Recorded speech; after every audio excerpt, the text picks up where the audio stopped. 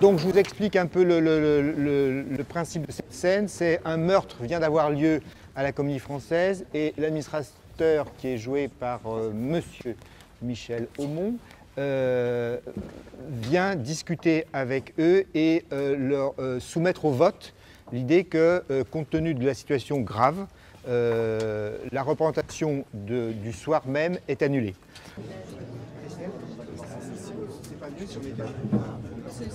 Au début, il n'y avait pas d'envie précise d'être réalisateur. Je pense que je suis encore d'une génération où les choses sont venues, on appelait ça se former sur le tas.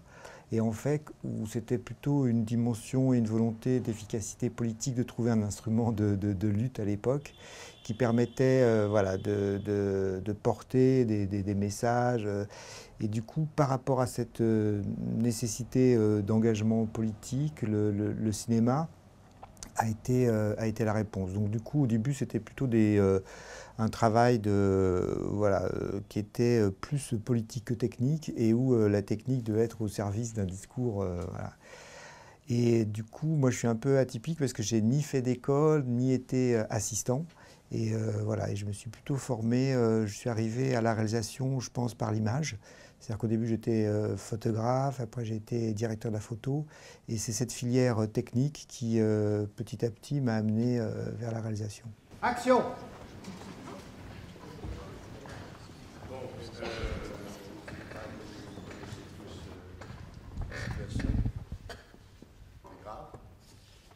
Je crois qu'il faut maintenant laisser la police faire son travail, même si leurs conclusions sont douloureuses.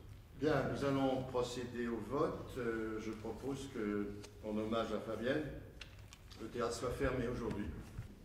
Oui, oui, oui, oui, oui. Bien, la représentation de ce soir est annulée à l'unanimité. Simul et singulis, quelles que soient nos singularités, soyons unis. Merci. Coupé. Je peux couper, merci. On en fait une petite deuxième quand même, s'il vous plaît. Petite, s'il vous plaît. Soyons amis ou soyons unis? Hein? Ben, il fait les deux, c'est pas mal. Je suis plutôt dans la tradition pure et dure française de l'auteur-réalisateur, et que ce soit en fiction ou en documentaire, j'écris seul. Je pense que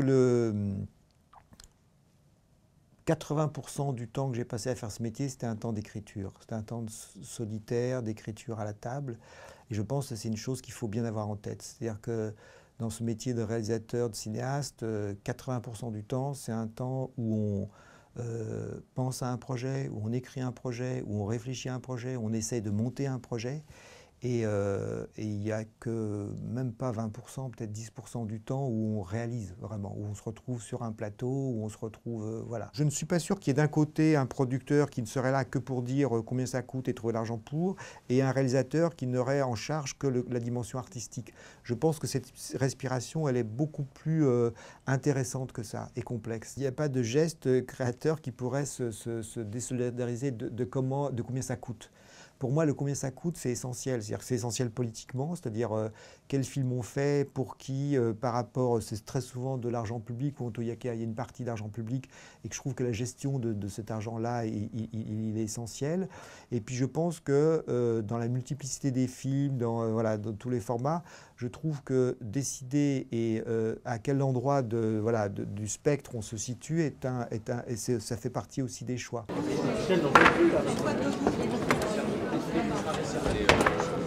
Donc, est-ce que vous auriez la gentillesse, s'il vous plaît, de bien vouloir regarder Hervé? Merci tout le monde. Merci.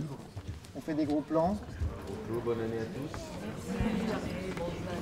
Après, une fois qu'on rentre dans ce travail de préparation, on est dans des va-et-vient entre des choses qui sont dans des rapports individuels, avec des acteurs, avec des chefs de poste, avec des gens qui sont là pour aider, et puis aussi de réunions qui sont plus collectives, où tout le monde sait qu'on fait le même film. Grâce à ce travail de préparation, on sait très précisément que cette scène-là, doit être tourné en 3 heures. Après, on casse, ce qu'on appelle on casse, c'est-à-dire qu'on détruit le décor, voilà, la préparation. On va préparer une autre scène, donc on remet, tout le monde repart dans les camions, on bouge, voilà.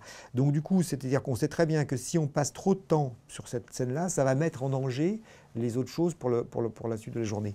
Mais il y a un moment donné où tant qu'on n'a pas eu ce qu'on voulait, c'est-à-dire que tant que moi j'ai le sentiment que je ne suis pas allé jusqu'au bout des choses, voilà, je vais rester. Et que du coup, après, c'est de bonne intelligence entre le directeur de prod, l'assistant à la réalisation et le réalisateur, où on essaie de trouver le moment où on se dit, voilà, ça y est, c'est entre guillemets dans la boîte, enfin on dit encore ça, mais il n'y a plus de boîte, c'est encore dans la puce, c'est encore dans la carte, et du coup on peut passer à autre chose. Donc on commence par les comédiens apparaissent sous ces cartes devant Delphine.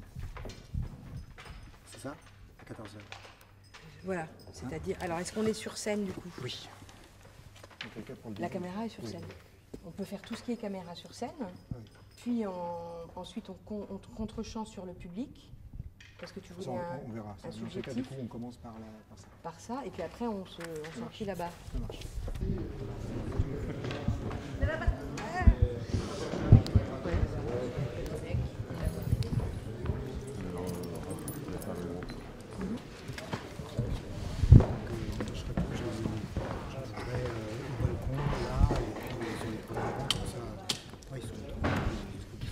D'accord.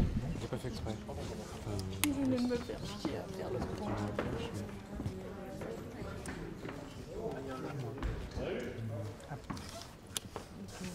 Ça serait pas mal.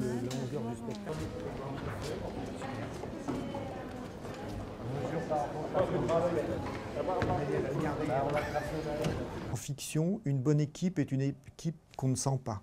C'est-à-dire que une équipe où vous avez l'impression, tu as l'impression de tirer 40 personnes et d'avoir comme une espèce de gens qui sont à la traîne comme ça, moi, Dieu merci, je ne l'ai jamais vécu. C'est-à-dire que j'étais toujours avec des équipes et je pense que c'est ça la définition d'une équipe techniquement qui est pertinente par rapport à un projet. C'est les gens qui choisissent un film en fonction, en se disant, voilà, moi j'ai ma place sur ce projet-là et du coup je vais le porter de façon essentielle au cadre, au son. Je trouve que le cinéma, et c'est sans doute au niveau du tournage que la pression est la plus forte, où on est dans un geste artistique, personnel, porté par quelqu'un qui est désigné comme étant celui qui signe le film, et dans des contraintes industrielles très très fortes. C'est-à-dire qu'une journée de tournage, il y a 40 personnes sur un plateau, il y a des décors qui coûtent cher, il y a des comédiens, des figurants, etc. Donc il y a une espèce d'économie. Et, voilà. Et on se dit, cette scène-là, on la tourne dans cette journée et normalement on a fini à 18h. Si on dépasse ces heures sup, c'est intéressant parce que c'est quelle gestion on a du rapport temps, énergie, coût et complétude artistique. C'est-à-dire qu'à un moment donné où on va se dire, ben voilà, là, en fonction du temps que j'avais, de l'argent qui était disponible, là, je suis allé jusqu'au bout de ce qui était la possibilité aujourd'hui. Donc, je veux bien que vous veniez avec moi, comme ça. Il est là, il est là. Et il s'échauffe. Il s'échauffe. Ça va bien ?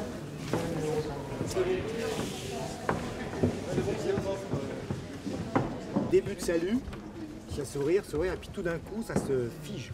Oui, de toute façon, c'est peut-être pas en même temps. Non, c'est pas en même temps, mais c'est pas tout de suite, parce que sinon c'est un peu... Enfin, tu vois, autant le laisser durer, quoi, ce moment-là de... Parce qu'elle est quand même allée jusqu'à mettre la même robe, reprendre la même coiffure. Enfin, tu vois, c'est la même. C'est-à-dire que donc, du coup, c'est pas tout... Enfin, tu vois, il y a un petit moment de... Ah ouais. C'est ici que vous vous donnez les mains. D'accord? L'idée étant qu'eux ne te reconnaissent pas tout de suite. C'est-à-dire que, tu vois, ils tendent la main comme ça, et puis voilà. Et que du coup, c'est à un moment donné, toi, elle avance un peu plus, et il y a cette espèce de sidération. Sarcastique. Voilà. D'accord? On essaye juste ça. Le rapport à l'acteur, pour moi, il est essentiel. Et le regard du réalisateur, il est au centre, que ça soit en fiction et en documentaire. Et je pense que moi, j'essaye, pendant la prise, de me faire oublier. C'est un réalisateur qui est tellement prégnant qu'il ne guiderait pas un comédien, ça serait dramatique. Et je pense qu'aucun grand comédien n'a envie d'être dirigé de cette manière-là. Au contraire, je pense que toute la magie d'une direction d'acteur, c'est de laisser l'autre inventer comme s'il était tout seul dans sa salle de bain et qu'il n'y ait personne autour.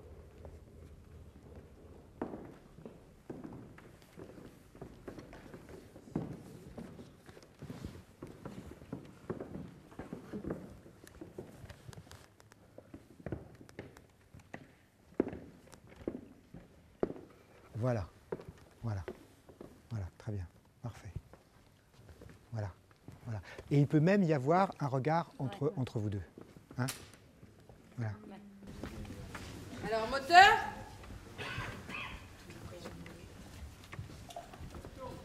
Ça tourne au son. Sur 3 premières.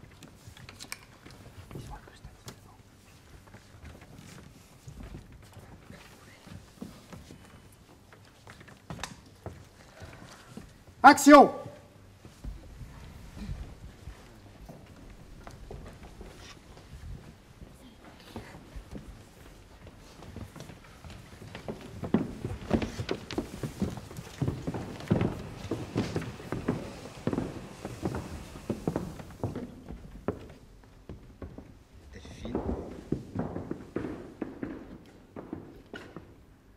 Coupé.